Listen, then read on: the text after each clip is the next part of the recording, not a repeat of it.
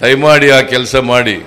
ಯಾಕಂತಂದ್ರೆ 20 ವರ್ಷ ಗದ್ದಿಗೌಡರು ಒಂದು ದಿನ ಪಾರ್ಲಿಮೆಂಟ್ನಲ್ಲಿ ಬಾಯಿ ಬಿಡ್ಲಿಲ್ಲ.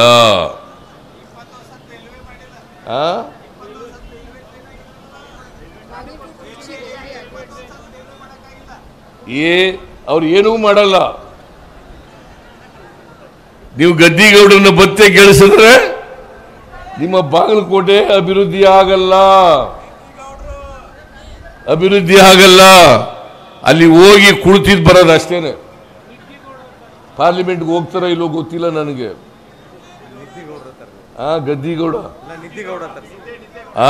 ಗದ್ದಿಗೌಡರ ಬದಲು ನಿದ್ದೇಗೌಡ ಅಂತ ಹೇಳ್ತಾರೆ ಇವರು. ನನಗೆ ಗೊತ್ತಿಲ್ಲ ಅವ್ರು ನಿದ್ದೆ ಮಾಡ್ತಾರ ಏನೋ ಗೊತ್ತಿಲ್ಲ.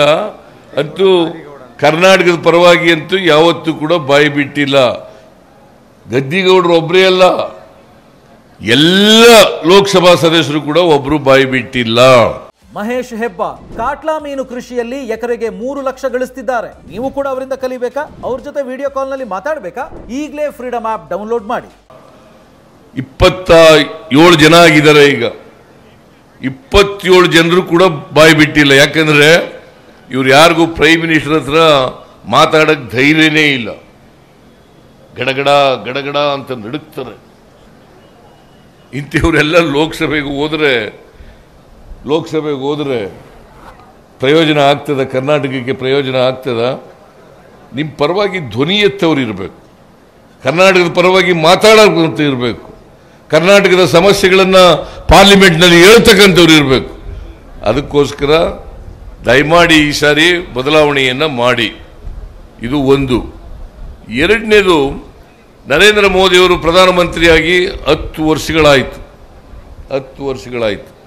ಈ 10 ವರ್ಷಗಳಲ್ಲಿ ಏನಾದರೂ ಅವರು 2014ರಲ್ಲಿ ಏನು ಹೇಳಿದ್ರು, 2014ರಲ್ಲಿ ಹೇಳಿರ್ತಕ್ಕಂಥ ಯಾವುದಾದ್ರೂ ಭರವಸೆಯನ್ನ ಈಡೇರಿಸಿದಾರಾ? ಈಗಾಗಲೇ ಹೇಳಿದ್ರು ವಿದೇಶದಲ್ಲಿ ಕಪ್ಪು ಹಣ ಇದೆ. ಅನೇಕ ಜನ ಕಾಂಗ್ರೆಸ್ ನಾಯಕರುಗಳು, ಶ್ರೀಮಂತರುಗಳು ಅಲ್ಲಿ ಕಪ್ಪು ಹಣ ಇಟ್ಟಿದ್ದಾರೆ. ಸ್ವಿಟ್ಜರ್ಲೆಂಡ್ನಲ್ಲಿ ಹಣ ತಗೊಬಂದು ಪ್ರತಿಯೊಬ್ಬರ ಅಕೌಂಟಿಗೆ 15 ಲಕ್ಷ ಕೊಟ್ಬಿಡ್ತೀವಿ ಅಂತ ಹಾಕ್ತೀವಿ ಅಂತ ಹೇಳಿದ್ರು. ಅದು ಎಷ್ಟು ದಿನದಲ್ಲಿ?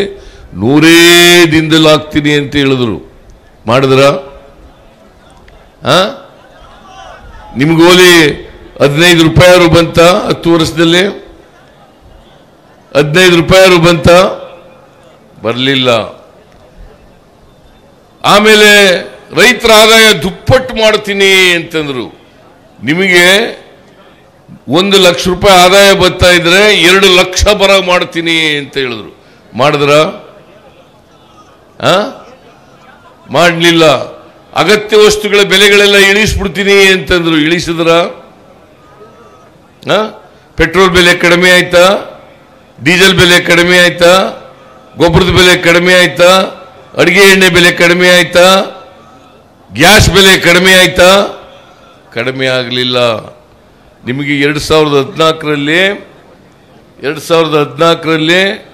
1 ಲೀಟರ್ ಡೀಸೆಲ್ ಬೆಲೆ 48 ರೂಪಾಯಿ. ಇವತ್ತೆಷ್ಟು ರೂಪಾಯಿ ಇದೆ?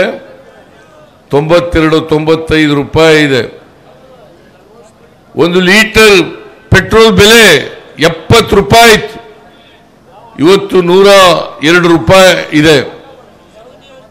ಹಾಗೇನೆ ಸಿಲಿಂಡರ್ ಬೆಲೆ, ಗ್ಯಾಸ್ ಸಿಲಿಂಡರ್ ಬೆಲೆ 414 ರೂಪಾಯಿ ಇತ್ತು, ಇವತ್ತು 950 ರೂಪಾಯಿ ಇದೆ.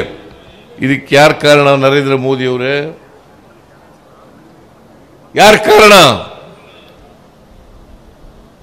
ರೈತರಿಗೆ ಏನೂ ಕೂಡ ಮಾಡಲಿಲ್ಲ ಇವತ್ತಿನವರಿಗೆ. ಅದಕ್ಕೋಸ್ಕರ ರೈತ ಸಂಘದವರು ಕೆಲವು ತಿಂಗಳುಗಳಿಂದ ಚಳವಳಿಯನ್ನು ಮಾಡ್ತಾ ಇದ್ದಾರೆ.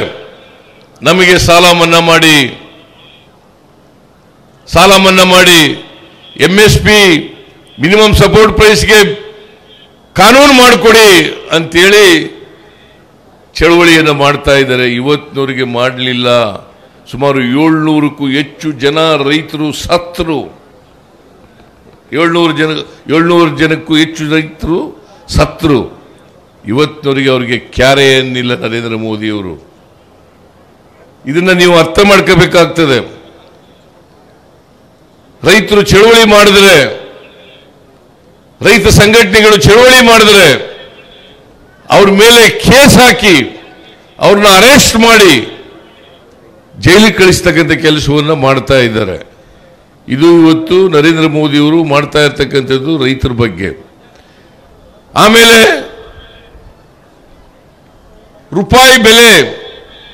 ರೂಪಾಯಿ ಬೆಲೆಯನ್ನ ಅದರ ಮೌಲ್ಯವನ್ನು ಹೆಚ್ಚು ಮಾಡ್ತೀನಿ ಅಂತ ಹೇಳಿದ್ರು. $1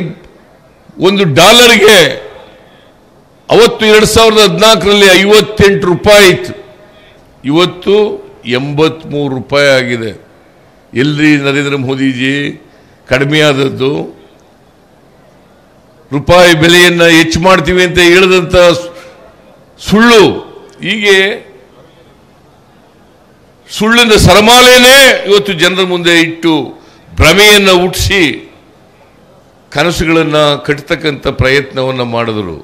ನರೇಂದ್ರ ಮೋದಿಯವರು ಇವತ್ತು ಯಾವತ್ತೂ ಕೂಡ ನಿರುದ್ಯೋಗದ ಸಮಸ್ಯೆಯನ್ನಾಗಲಿ, ಬೆಲೆ ಏರಿಕೆ ಬಗ್ಗೆ ಆಗಲಿ, ರೈತರ ಸಮಸ್ಯೆಗಳ ಬಗ್ಗೆ ಆಗಲಿ ಯಾವತ್ತೂ ಕೂಡ ಮಾತಾಡಲ್ಲ.